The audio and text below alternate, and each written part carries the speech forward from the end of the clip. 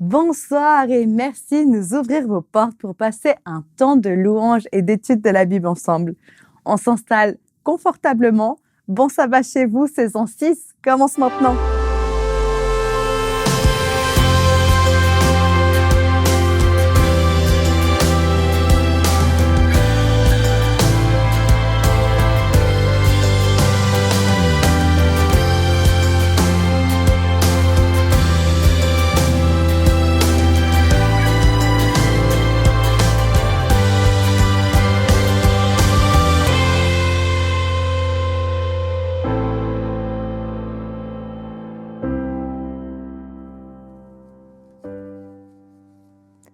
Bonsoir.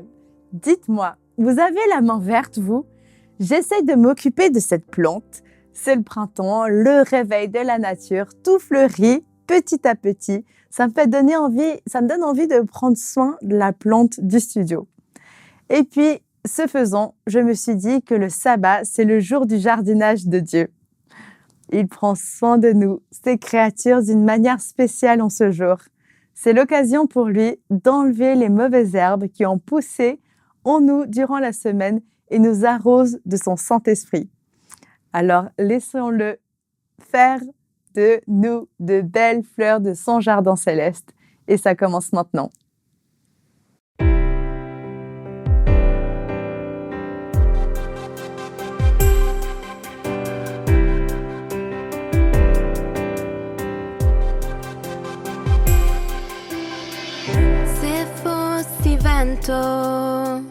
Farei sentir la mia voce, cambiando tutto subito per chi lo vuole.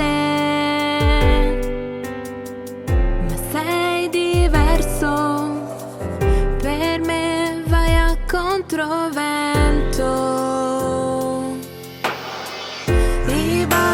Tutti i miei perché, chiamandomi verso di te, cercami al di là di me. Donato all'impassibile, un Dio per me visibile, Dio d'amor che per me morì. Vorrei risposte intorno sia chiaro, ma vedo impronte, disegni del gran mistero. Conosco in parte, ma tu mi conosci appieno. Ribalti tutti i miei perché, verso di te, cercami al di là di me. Donato all'impassibile, un Dio per me visibile, Dio d'amor che per me morì. Sonda il mio cuore, illumina il mio cammino.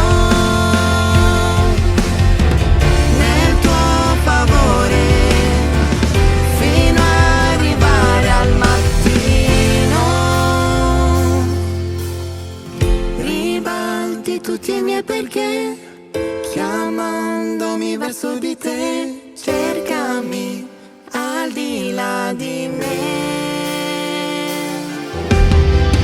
Donato all'impassibile, un Dio per me invisibile, Dio d'amor che per me morì. La Bible, de manière générale, et Jésus en particulier, a beaucoup utilisé des images et symboles tirés de la nature pour faire passer un message. Les paraboles sont connues pour leurs thèmes liés à l'univers de la floraison, de la biologie, de l'agriculture. On retrouve de telles analogies dans l'Ancien Testament aussi. Par exemple, le symbole de la pluie de l'arrière-saison traverse la Bible de l'Ancien au Nouveau Testament. Dans le texte qui va être étudié aujourd'hui, on va rencontrer le terme germe, que le dictionnaire décrit comme une petite masse vivante peu organisée, mais appelée à croître et à se différencier pour donner un être ou un organe. Qu'avons-nous à apprendre de cela? Qu'est-ce que Dieu a voulu dire en utilisant ce mot? C'est ce que nous allons découvrir maintenant, ouvrant grand nos oreilles.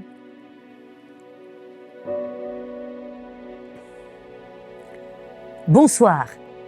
Ce soir, je vous propose un texte dans le livre du prophète Zacharie au chapitre 3 et 6 qui parle d'un germe. Mais avant de nous plonger dans le texte, je vous invite à parler un peu du contexte. Nous lisons dans le livre de Zacharie qu'il a prophétisé sous le règne de Darius. Il s'agit ici de Darius Ier, dit le Grand, roi de Perse, qui vécut de 550 à 486 avant Jésus-Christ. Il est le troisième grand roi perse de la dynastie des Achéménides. Darius organisa son empire en le divisant en provinces, gouvernées par des satrapes. Il fait de l'araméen la langue officielle de l'empire, il crée un système monétaire uniforme, introduit des poids et mesures standards et construit un énorme réseau routier. Grâce à tous ces changements, l'empire est centralisé et unifié. Darius est mentionné dans 6 livres de l'Ancien Testament, dont Esdras, Daniel et Zacharie, entre autres. Quant à Zacharie, on nous dit qu'il est sacrificateur, et son nom signifie « Yahvé s'est souvenu ». Il est le 2e prophète ayant exercé son ministère depuis l'exil, après Agée, dont il fut un contemporain, ainsi que contemporain sûrement des dernières années de vie du prophète Daniel. Son livre prophétise la venue d'un Messie et la conversion de nombreux peuples. Les visions de Zacharie sont presque toutes à avoir une sorte de doublon dans l'Apocalypse.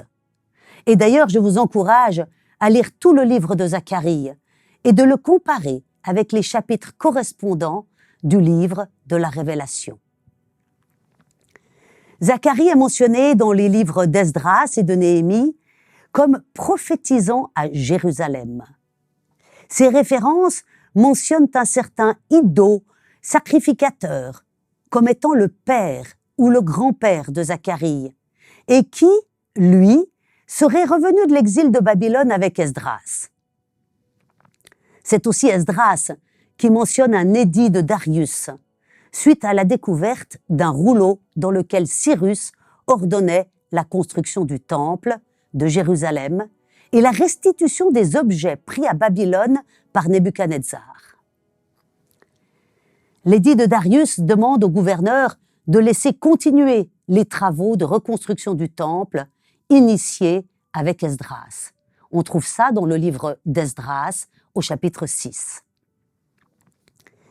C'est donc dans ce contexte que la première prophétie de Zacharie est prononcée à peu près 2 mois après celle d'Agée, soit vers 520 avant Jésus-Christ. Quant au texte de la réflexion de ce soir, il fait partie de la 4e vision du livre de Zacharie. Et pour bien comprendre ce texte, il faut commencer par les premiers mots donnés par Dieu au prophète en Zacharie, chapitre 1er et verset 3. « Dis-leur donc, ainsi parle l'Éternel des armées. Revenez à moi, dit l'Éternel des armées, et je reviendrai à vous, dit l'Éternel des armées. » Revenez à moi, et je reviendrai à vous. Voilà ce que Dieu nous demande, en fait, tout au long de ses dires, que ce soit à travers les prophètes ou les différents auteurs de la Bible. Les visions du prophète Zacharie vont nous décrire, en fait, le Messie comme étant au cœur du plan de Dieu. Il apparaît d'abord dans l'humilité. Le texte que nous allons aborder traite essentiellement de l'humilité. Mais aussi, il va apparaître en tant que berger et enfin comme roi. Zacharie, au chapitre 3, nous parle d'un terme particulier, le germe. C'est un terme qu'on va retrouver au chapitre 6 de Zacharie et aussi chez le prophète Ésaïe et Jérémie, mais ça nous verrons plus tard. Prenons donc notre texte, Zacharie chapitre 3, et avant d'arriver au terme du germe, lisons les premiers versets qui introduisent. Il me fit voir Josué, le souverain sacrificateur, debout devant l'ange de l'Éternel, et Satan qui se tenait à sa droite pour l'accuser. Qui est ce Josué, souverain sacrificateur, que voit Zacharie? Eh bien, Yeshua, on sait bien que Josué, Jésus, c'est le même nom, ça peut être Jésus. Comme ça pourrait être aussi le peuple d'Israël, qui était censé être, comme les Lévites en son sein, lui-même une sorte de Lévite au sein des nations. Cela pourrait être aussi les chrétiens. Nous sommes censés aussi amener et apporter la bonne nouvelle. Il me fit voir Josué, le souverain sacrificateur, debout devant l'ange de l'Éternel et Satan qui se tenait à sa droite pour l'accuser. Voilà qui est intéressant. Satan est là et il accuse, comme toujours d'ailleurs. Verset 2. L'Éternel dit à Satan, « Que l'Éternel te réprime, Satan, que l'Éternel te réprime, lui qui a choisi Yerushalayim. N'est-ce pas là un tison arraché du feu? Jérusalem. Ah, Jérusalem, c'est là que Dieu va faire sa cité. Si on prend le livre de l'Apocalypse, chapitres 21 et 22, la nouvelle Jérusalem, c'est donc dans Sion, dans Jérusalem, que Dieu a choisi d'y être. Mais c'est aussi à Jérusalem que Satan a tué Yeshua. Poursuivons notre lecture, verset 3. Or, Josué était couvert de vêtements sales, et il se tenait debout devant l'ange. L'ange, prenant la parole, dit à ceux qui étaient devant lui, « ôtez-lui les vêtements sales. » Puis il dit à Josué, « Vois, je t'enlève ton iniquité, et je te revêts d'habits de fête. » Oui, c'est une phrase que l'ange aurait pu dire à Jésus. Jésus qui s'est retrouvé avec toutes les iniquités, les nôtres d'iniquité, et que Dieu va le revêtir d'habits de fête.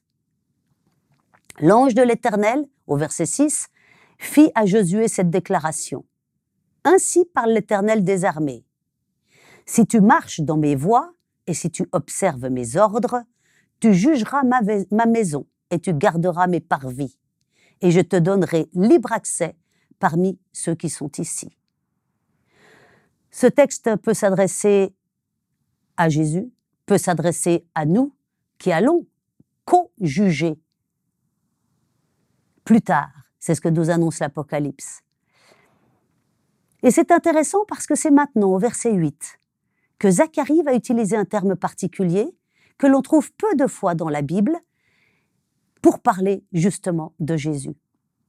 Verset 8. « Écoute donc, Josué, souverain sacrificateur, toi et tes compagnons qui sont assis devant toi, car ce sont des hommes qui serviront de signes. Voici, je ferai venir mon serviteur, le germe. » Ah, voilà, le mot est prononcé, le germe. Qu'est-ce que ça veut dire vraiment? Tout le monde sait ce que c'est qu'une plante qui germe. Nous reviendrons plus tard. Car le texte poursuit en disant ceci, verset 9. « Car voici, pour ce qui est de la pierre que j'ai placée devant Josué, il y a 7 yeux sur cette seule pierre. » 7 yeux, qu'est-ce que cela peut être? Ce sont les 7 esprits de Dieu. Et ça, on trouve dans l'Apocalypse la description de ces 7 esprits, par qui et par lesquels Dieu voyage sur toute la terre et fait venir ses sentences et réalise toutes les paroles qu'il nous a données. Il y a 7 yeux sur cette seule pierre. Voici, je graverai moi-même ce qui doit y être gravé, dit l'Éternel des armées, et j'enlèverai l'iniquité de ce pays en un jour. Un jour. N'est-ce pas merveilleux ce que l'Éternel nous annonce?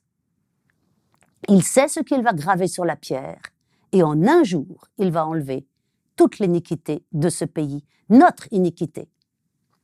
Verset 10. En ce jour-là, dit l'Éternel des armées, vous vous inviterez les uns les autres sous la vigne et sous le figuier. N'est-ce pas merveilleux? Nous voici déjà dans le paradis retrouvé. Si on s'invite tous les uns les autres sous la vigne et sous le figuier, n'est-ce pas une image, en effet, de la rédemption, du salut, de ce nouvel Éden? N'est-ce pas cela, le message de ce texte? S'inviter les uns les autres, ce n'est pas ce que nous faisons toujours et actuellement. Nous sommes plutôt souvent dans la discorde. Là, non. Ce verset nous annonce, au contraire, une concorde. Nous nous invitons les uns et les autres. Alors prenons notre prochain texte, Zacharie chapitre 6, dans lequel est indiquée la promesse de la résurrection, de la restauration du temple. Zacharie chapitre 6, verset 11 et suivant. Tu prendras de l'argent et de l'or, et tu en feras des couronnes que tu mettras sur la tête de Josué, fils de Jotsadak, le souverain sacrificateur. Tu lui diras, ainsi parle l'Éternel des armées, voici un homme dont le nom est Germe. Germera dans son lieu et bâtira le temple de l'Éternel. Il bâtira le temple de l'Éternel, il portera les insignes de la majesté. Il s'assiera et dominera sur son trône, il sera sacrificateur sur son trône, et une parfaite union régnera entre l'un et l'autre. Texte absolument extraordinaire sur tous les termes attribués à Jésus pour sa royauté. Il est sacrificateur et il est aussi le roi, mais il est le germe. Alors pourquoi ce terme de germe? Au chapitre 3, ce terme évoque à la fois son humble origine humaine et sa croissance surnaturelle, alors qu'au chapitre 6, il évoque la force du bâtisseur, la majesté, la royauté et le sacerdoce. Ésaïe et Jérémie ont aussi décrit le Messie sous les traits d'un germe porteur de vie. Je vous propose de voir les deux passages dans Ésaïe et dans Jérémie qui utilisent ce mot. Ésaïe chapitre 4, versets 2 et 3. En ce temps-là, le germe de l'Éternel aura de la magnificence et de la gloire, et le fruit du pays aura de l'éclat et de la beauté pour les réchappés d'Israël. Et les restes de Sion, les restes de Jérusalem seront appelés saints, et quiconque à Jérusalem sera inscrit le sera parmi les vivants. Voilà, on voit que le germe, à nouveau, est associé à Jérusalem. Et ce n'est pas un hasard. Ce sont les mêmes termes, les mêmes expressions, les mêmes images, les mêmes symboles qui sont repris dans le livre de la Révélation, dans les derniers chapitres. Et Jérémie. Que dit Jérémie au chapitre 23, versets 5 et 6 ? Voici, les jours viennent, dit l'Éternel, où je susciterai à David un germe juste. Il régnera en roi et prospérera. Il pratiquera la justice et l'équité dans le pays. En son temps, Juda sera sauvé. Israël aura la sécurité dans sa demeure. Et voici le nom dont on l'appellera. L'Éternel, notre justice. Ce texte est répété 2 fois dans Jérémie, au chapitre 23, qu'on vient de lire, et aussi au chapitre 33, les versets 15 et 16. Pratiquement mot à mot, ce texte est repris par Jérémie un bout plus loin dans ses écrits. Revenons à Zacharie. Les 8 visions de Zacharie se divisent en 2 thématiques. La première thématique est surtout centrée sur Sion et sa gloire future. La seconde concerne davantage le Messie, le roi sacrificateur. Ces visions décrivent comment l'Éternel fera sa demeure à Jérusalem et comment le mal sera éradiqué. C'est justement par la venue du germe que le plan du salut dévoilé par Dieu se réalisera. Celui que nous appelons l'agneau, le berger, la pierre angulaire, le second Adam, est aussi le germe. Cette toute petite partie prometteuse de vie qui est définie dans le Petit Robert comme étant le premier rudiment d'un être vivant. Oui, Jésus est appelé à être ce premier rudiment de notre être, afin que nous participions de sa vie. Mais pour cela, nous devons être à l'écoute de sa parole lorsqu'il nous invite à revenir à lui. Que disait Zacharie au début de son livre ? « Dis-leur donc, ainsi parle l'Éternel des armées. Revenez à moi, et je reviendrai à vous. » Et un peu plus loin, au chapitre 4, « Ce n'est ni par la puissance, ni par la force, mais c'est par mon esprit, dit l'Éternel des armées. » Dieu nous a révélé son plan et nous propose d'y participer. Mais comment ? En revenant à lui, en réclamant son esprit, afin que germe la vie qu'il nous propose et qu'il nous demande de proclamer de par le monde. Très bon sabbat chez vous.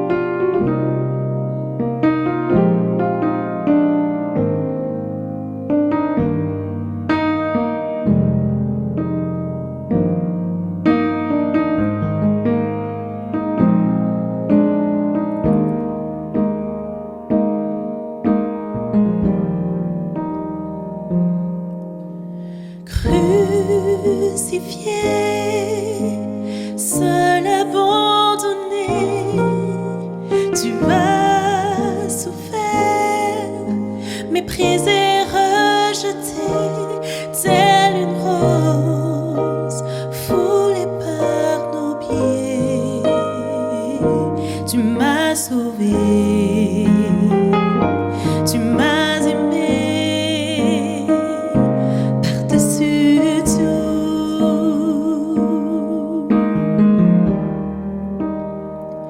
Au-dessus des puissances, au-dessus des rois, au-dessus de la nature et de la création,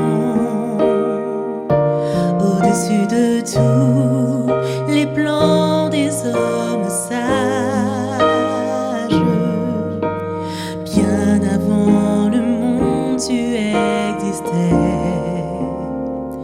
Au-dessus des royaumes, au-dessus des trônes, au-dessus des merveilles que ce monde a connues, par-dessus tous les trésors de la terre, rien ne peut mesurer ta valeur.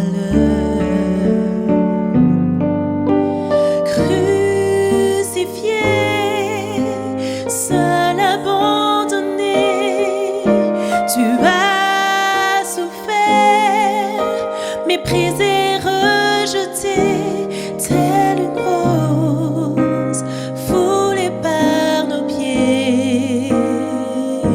Tu m'as sauvé, tu m'as aimé par-dessus tout.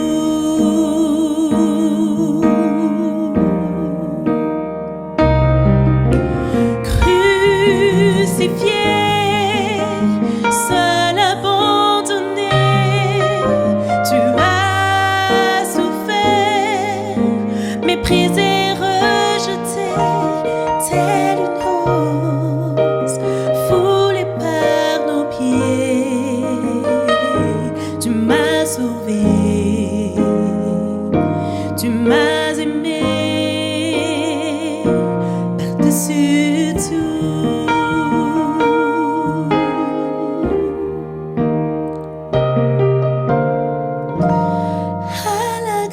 je me prosterne, où ton sang coula pour moi. Aucun amour n'est plus grand. Tu as gagné sur la mort, ta gloire remplit les lieux très hauts. Rien ne peut nous séparer. Tu déchires le voile, tu traces un chemin, car tu as tout accompli. Tu déchires le voile, tu traces un chemin, car tu as tout accompli.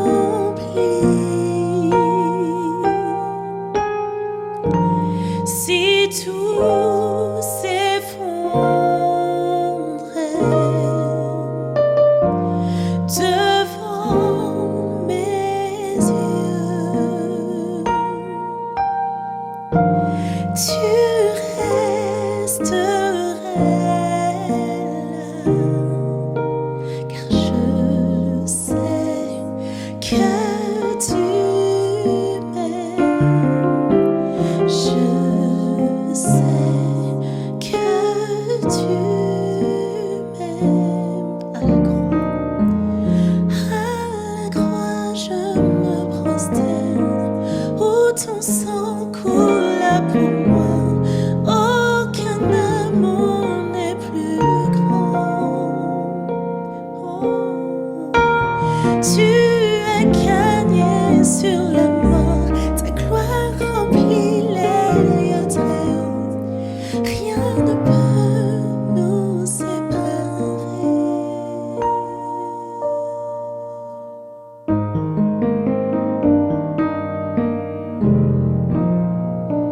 Je vous invite à la prière. Seigneur éternel, Dieu Tout-Puissant, toi notre Père qui es aux cieux, toi notre frère qui est venu sur terre, toi le germe, le début de tout, le début de la vie que tu nous as offert en Éden, il y a fort longtemps.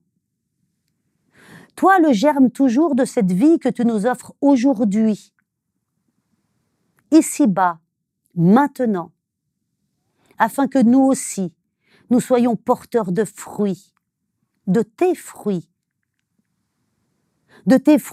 parce que ton esprit habite en nous, Seigneur. Seigneur, on ne sera jamais assez reconnaissant pour tout ce que tu nous apportes jour après jour. D'abord parce que du temps de l'humanité en son entier, et aujourd'hui encore, tu ne cesses de nous annoncer ton plan, de nous diriger, de nous indiquer comment tu nous offres ce salut si merveilleux et si immérité, juste par la grâce et par la foi. Seigneur, remplis-nous de ton Saint-Esprit. Donne-nous la foi de croire que toutes ces promesses nous sont adressées, quels qu'aient été nos actes, quelle que soit notre vie, aujourd'hui et maintenant, si nous revenons à toi avec un cœur contrit, tu nous reprends. C'est ce que tu nous annonces. C'est ce que ce germe de vie, Jésus-Christ, venu sur terre, est venu nous annoncer. Seigneur, comment te remercier pour ce cadeau immense de nous donner la vie et la vie éternelle à travers toi, par toi, avec toi.